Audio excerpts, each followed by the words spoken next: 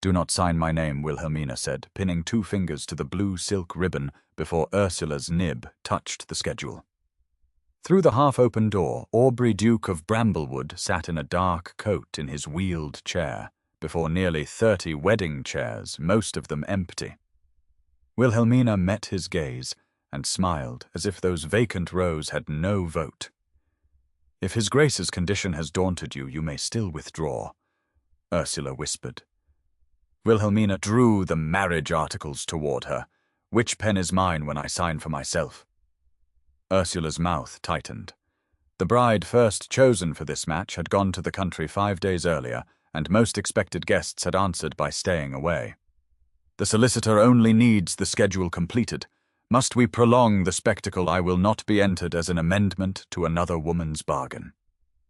Wilhelmina untied the ribbon. Her future lay in those pages, a separate use trust, her jointure, and a roof for her young half-brother.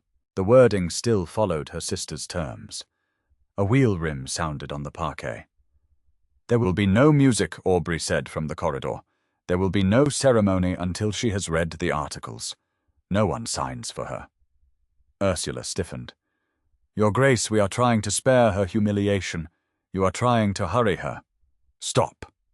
The order did not ask Wilhelmina to marry him. It gave her room to refuse him. She looked through the doorway. Aubrey ignored the empty chairs. He waited. "Bring the solicitor," she said. When he arrived, Wilhelmina pointed to 3 places.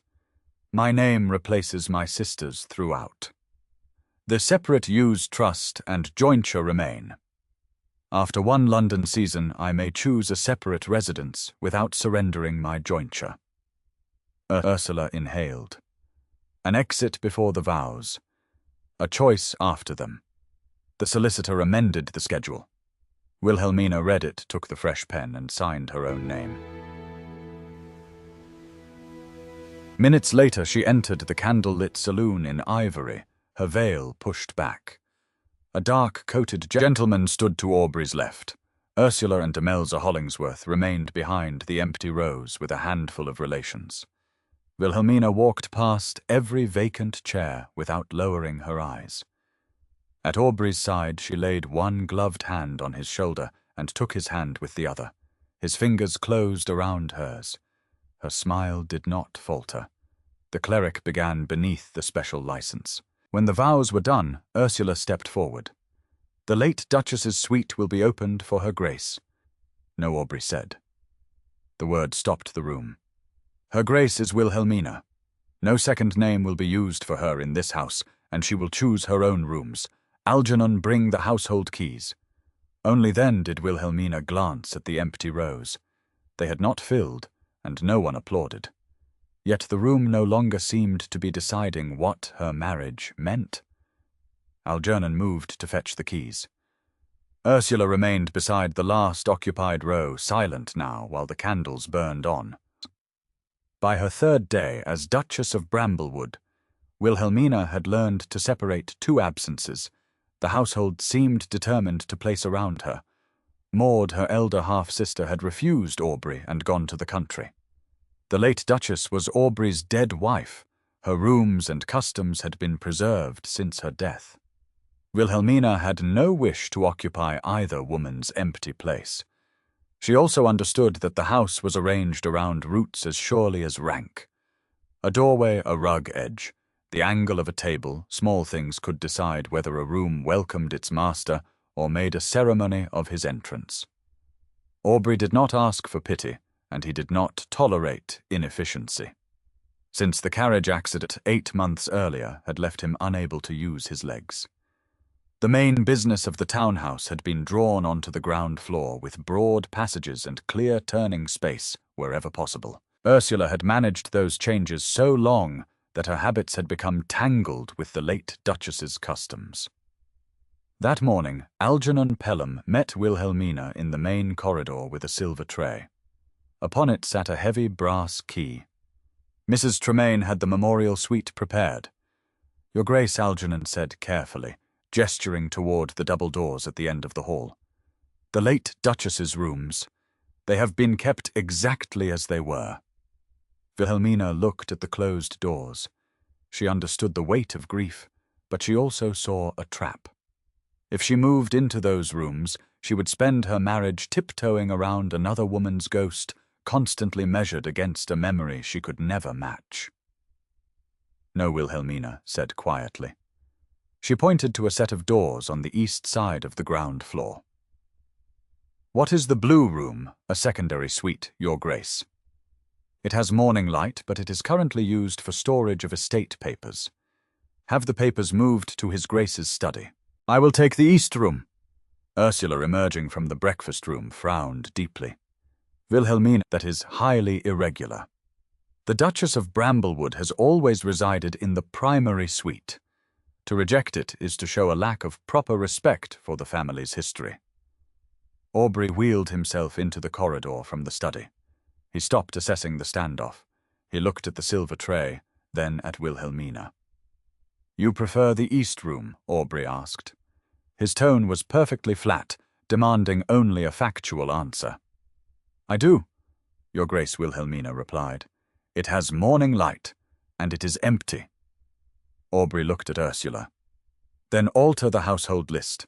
The Duchess resides in the east room. He did not ask her to explain herself. He did not defend the late Duchess's rooms, or tell Wilhelmina what a new Duchess ought to prefer. He accepted her answer and made the household act on it. Wilhelmina lifted the brass key from the tray. Its cool weight settled into her palm as something simpler and rarer than reassurance, a door chosen by her. The first test of this new proximity came the following morning at breakfast. The dining room had been arranged by tradition rather than convenience. Aubrey's place stood at the absolute head of the long table, where a heavy sideboard narrowed the turn so sharply that a footman had to shift it whenever he entered or left. Wilhelmina's setting waited at the opposite end in the late Duchess's former place, an unnecessary stretch of mahogany between them. Wilhelmina paused in the doorway. The footman hovered beside the sideboard, ready for the awkward heave.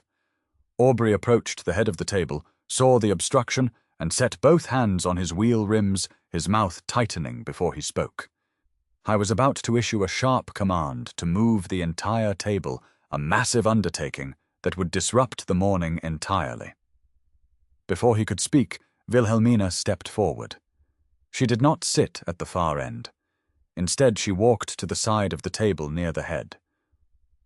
Leave the table, Wilhelmina said to the footman. She pointed to a tall, decorative flower stand that sat uselessly near the corner. Move that stand to the hall.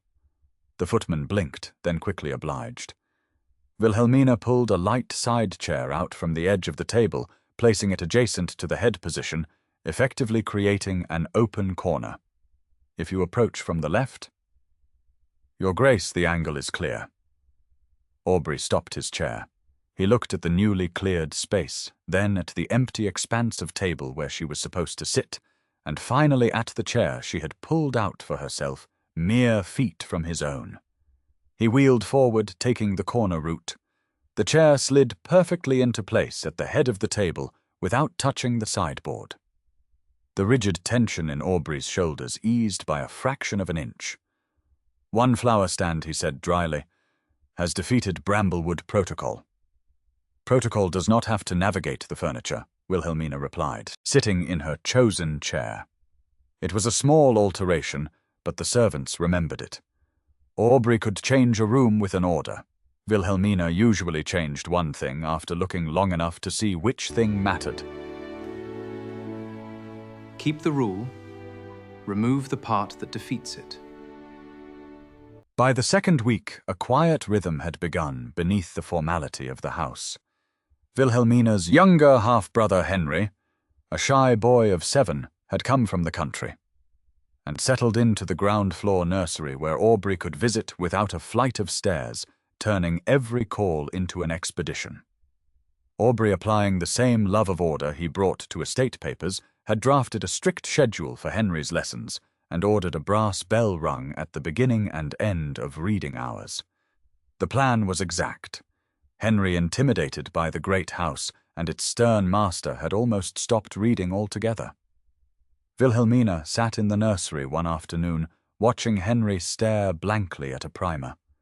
Every few seconds, he would reach up and fold the top corner of the page, pressing the crease flat, then unfold it, his eyes darting toward the clock. Aubrey entered the room, his chair gliding smoothly over the rug. He surveyed the lack of progress. The schedule dictates reading should be completed by 3. It is past 3. Your schedule is very handsome on paper, Wilhelmina said, without looking up from her embroidery. It is doing very badly in the nursery. Aubrey frowned. Regular hours give him something certain. Then keep the hours and lose the bell. Wilhelmina set down her needlework, crossed to the desk, and placed the brass bell inside a drawer. He is waiting for the noise instead of reading the words. Aubrey watched Henry. With the bell gone, the child's shoulders dropped. He looked at the book, turned the page without folding the corner, and began to read softly. Aubrey watched until Henry turned another page. His fingers still braced on the wheel, rims eased their hold. A slow breath left him. Keep the rule. Remove the part that defeats it. A corner of his mouth shifted. I can live with that. Wilhelmina bent again over her embroidery, but the exchange stayed with her. Aubrey had not treated her correction as defiance. He had looked at Henry, tested the result, and changed his rule. Respect was proving less dramatic than courtship, and far more difficult for her to dismiss. In the third week, the same difference between them surfaced in the winter garden. The conservatory beyond the breakfast room was crowded with ferns and heavy planters arranged in the late Duchess's day, beautiful in places and inconvenient in others. One afternoon, Aubrey attempted to navigate a path to the outer doors, but a massive stone jardiniere blocked the turning angle. He gripped the wheels of his chair, a flash of pure, frustrated command, crossing his face as he prepared to order the entire conservatory cleared out to the stables. Wilhelmina, who had been reading on a bench, set the book aside. She did not reach for his chair or call 3 servants. She studied the planter, the wheel marks in the carpet, and the strip of light against the east glass. It is a terrible place for a fern, anyway, she observed. She called a passing gardener. Move this single stand to the east glass. Leave the rest. The gardener shifted the heavy pot. The path opened instantly. Aubrey wheeled through the gap, stopping beside her. Could the household survive, I wonder? Aubrey said, his voice dropping into a register of dry amusement. If we only altered the things that actually required altering, rather than burning the entire garden to the ground. It would require a great deal of restraint on your part. Your Grace, Wilhelmina replied, a small smile touching the corner of her mouth. His gaze dropped briefly to her lips before returning to her eyes. The movement was small enough to deny. Wilhelmina noticed it anyway. Heat touched her face. She had expected a duke to remain a duke after an accident. She had not expected to admire how readily this one could alter an order without making the person who corrected him pay for it. A week later, at a small household supper, that ease met a more ordinary test. Algernon, distracted by a state correspondence, absent-mindedly placed a card reading, the Duchess of Bramblewood, at the far ceremonial end of the table, the very seat Wilhelmina had abandoned on her first morning. Aubrey wheeled into the room, saw the card, and drew breath to issue an order. Wilhelmina simply walked to the end of the table, picked up the card, walked back to her chosen seat beside Aubrey, and rotated the card 90 degrees so it faced outward. She sat down and shook out her napkin. Aubrey closed his mouth. He looked at the card, then at Algernon's alarmed face, and finally at Wilhelmina, who was serenely buttering a piece of bread. A low, genuine laugh escaped Aubrey's chest, a sound so rare it made Algernon blink in shock. Wilhelmina smiled a true, warm expression that made the formal dining room feel for a moment like a home. At the end of supper, Ursula entered with a leather-bound schedule. Your Grace, she said, with grave formality. The anniversary of the late Duchess's passing is next week. The memorial schedule requires your signature, so the invitations and seating may be arranged according to tradition. Aubrey took the schedule. Wilhelmina watched him scan the heading and the first few lines. He asked none of the questions he had required before her own signature. Duty apparently looked familiar enough not to be examined. He signed and handed the book back. Wilhelmina watched the transaction. Something in it troubled her, the speed, perhaps, or the fact that custom had been allowed to answer a question he had not examined. The next morning she learned why. She walked past the late Duchess's memorial room and saw the staff removing a small vase of white roses she had placed on a hall table nearby. "What are you doing?" Wilhelmina asked. The maid curtsied nervously. "Mrs. Tremaine's orders. Your Grace. Only the former Duchess's blood family is permitted to arrange the memorial displays. The schedule dictates it." Wilhelmina walked to Ursula's makeshift desk in the library and picked up the copied schedule. She read the seating arrangement for the memorial service. The blood relatives of the late Duchess were seated in the front rows. Aubrey was at the head. Wilhelmina, the current Duchess of Bramblewood, was listed in the 5th row behind the cousins. She had been categorized as a guest. For weeks his orders had made room for her. This signature did the opposite. It placed his present wife outside the Word family. She found him in his study over ledgers with Algernon. Aubrey looked up as she entered. Whatever he saw in her face made his hand leave the page. "Dismiss him," Wilhelmina said. Algernon vanished instantly. Wilhelmina laid the copied schedule flat on Aubrey's desk and put one finger on the seating chart. Her hand was perfectly steady. "You signed this," she said. Aubrey looked at it. "It is the traditional arrangement. It honors her family's grief. It is a matter of duty, Wilhelmina, not a slight to you." "It is a slight, Wilhelmina," said. Her finger remained on the 5th row. "You used your authority to place me outside my own household. Your Grace, I married you. I did not agree to be a visitor in your marriage." Aubrey went still. For one breath, Wilhelmina thought he might insist that he had meant no insult. Instead, his gaze dropped to the 5th row. He read her name, looked at the place beside his own, and then read the 5th row again. His fingers closed over the edge of the schedule. The memorial order is withdrawn. He reached out and pulled the schedule toward him. He reached for the brass bell on his desk and rang it once sharply. When Algernon appeared, panting slightly, Aubrey did not hesitate. "The memorial order is withdrawn," Aubrey commanded. Ursula, who had hurried in behind Algernon, gasped. "Aubrey, you cannot." "The invitations. The order was mine, and it is withdrawn," Aubrey said. "Her Grace's name card will be placed beside mine. She will decide the arrangement of the memorial room and what may be placed there, and you will not put my wife behind a cousin again." Ursula went pale. "The family will view this as an insult to her memory. They will blame the replacement." "Then let them blame me," Aubrey said. He turned his chair toward Wilhelmina. He did not offer a graceful apology or ask her to make the mistake easier for him. More importantly, he did not leave the old order standing while he explained why he had meant no harm. Ursula turned on her heel and swept from the room, promising to write to the senior relations before evening. The threat was not empty. Several of those relations had supported Aubrey through the first months after his accident and considered Ursula's management indispensable. When the door clicked shut, Wilhelmina looked at him.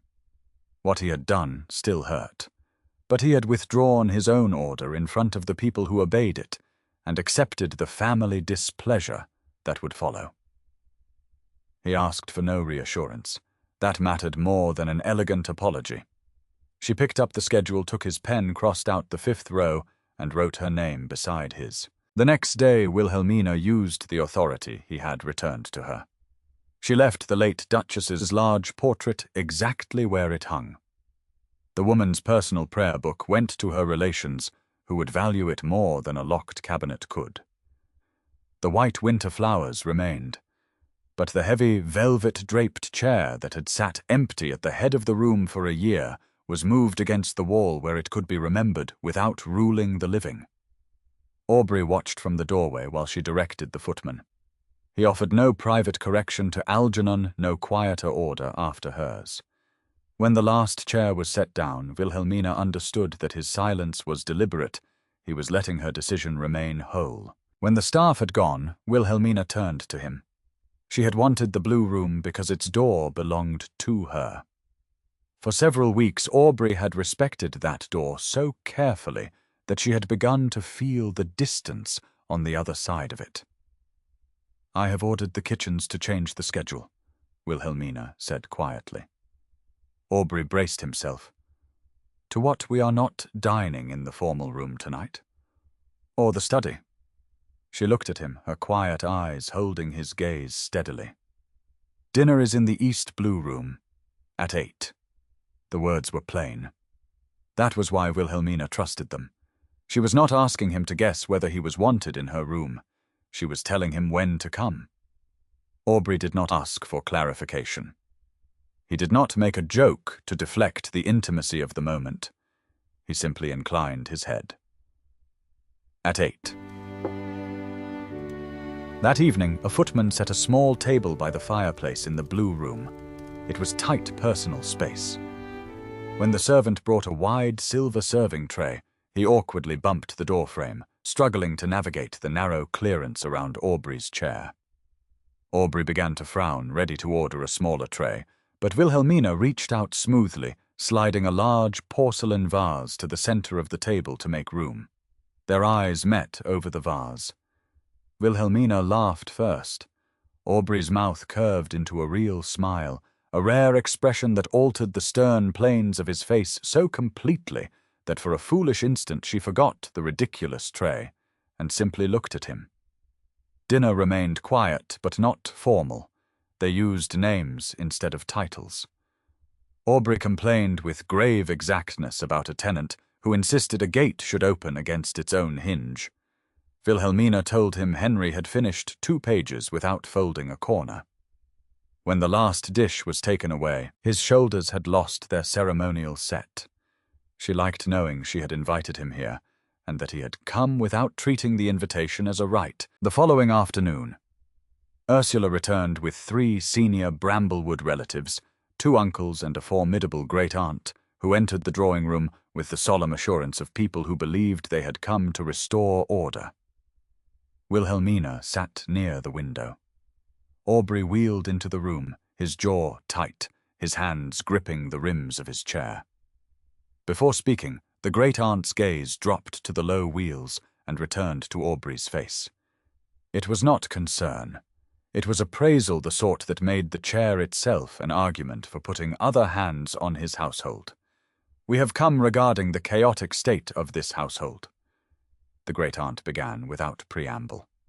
"Ursula informs that the memorial traditions have been abandoned to appease the temporary arrangement." Temporary.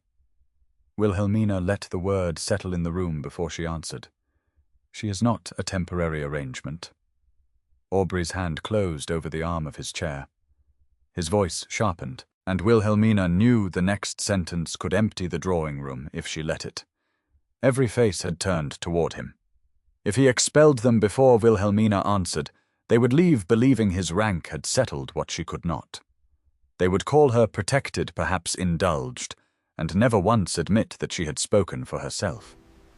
"I will not debate whether I am a guest in my own drawing room." She stood up. She walked to the center of the room. She did not argue the insult. "I will not debate whether I am a guest in my own drawing room," Wilhelmina said. She let the insult pass and fixed on the claim beneath it. "If you believe the marriage settlements or my position give you authority here, present that claim properly. We will hold a private family council tomorrow at 10 in the library. Bring whatever papers you believe support you." She turned to Aubrey. She gave him a look that demanded he hold his fire. "Your Grace, we will hear them tomorrow." His fingers remained tight on the chair arm for a moment, then loosened one by one.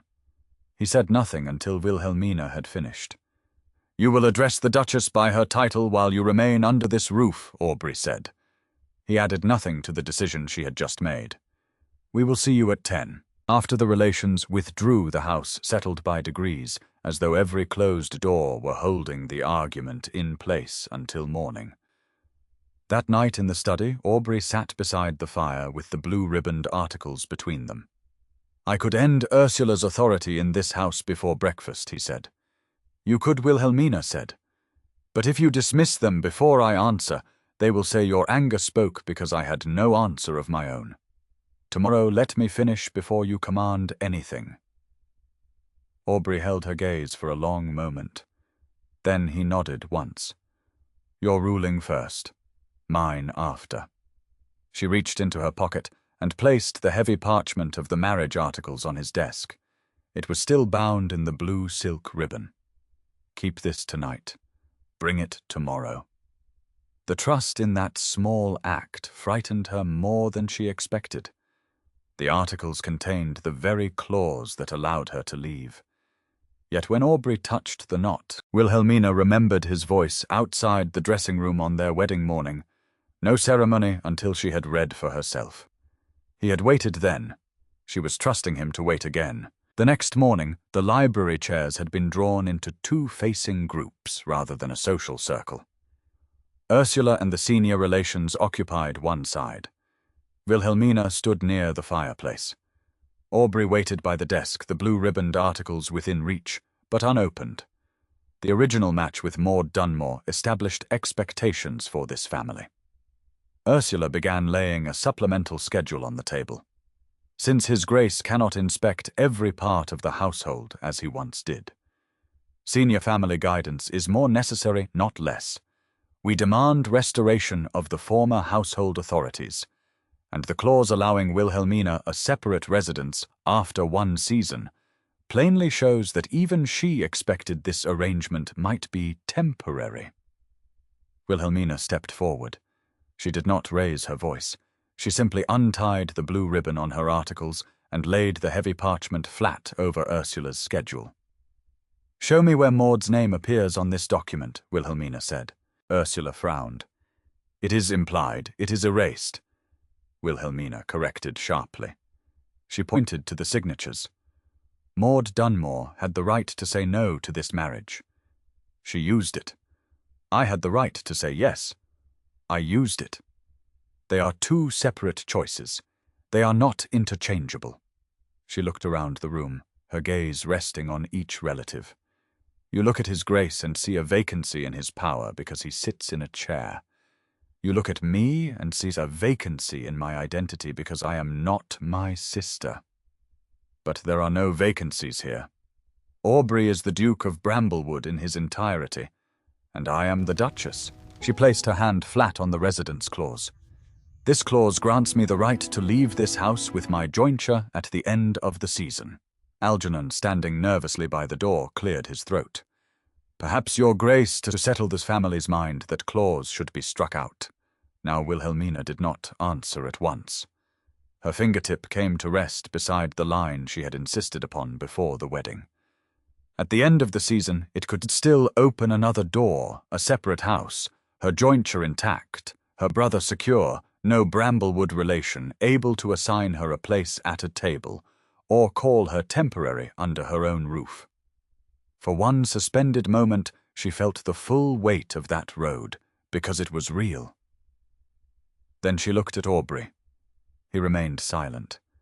His hands rested open on the arms of his chair. He did not reach for the pen. "No," Wilhelmina said. "The clause remains." Ursula smiled triumphantly.